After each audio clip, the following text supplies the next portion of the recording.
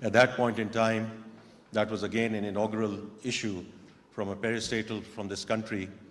And as you recall, this was 6 times oversubscribed.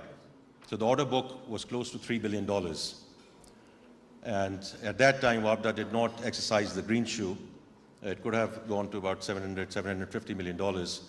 But the fact is that when we get our act together and the macro framework is in a good place, the funding and financing is going to be there.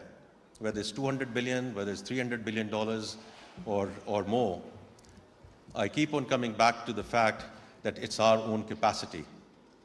Secretary Climate Change referred to that in terms of investable, bankable projects. And we saw that at in the context of the flood, the 22 flood.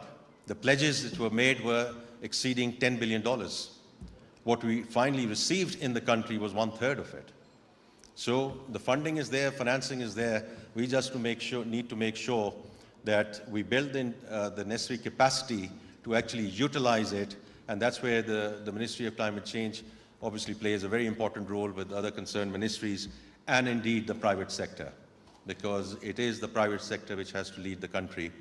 So coming back to the bond, I would want to congratulate everyone here, starting with Pervaz, with Karandas, all the participating banks, and of course, with all the bankers here. I don't need to tell you, you know it yourselves much better than I do, that to take this forward, we will continue to need some key enablers in terms of having a proper bond yield curve, having secondary market liquidity, and a proper green taxonomy framework. So it's good that the State Bank of Pakistan is finally coming up with that framework. As far as I'm concerned, it's a bit late, लेकिन जैसे कहते हैं देर आए दुरुस्त आए.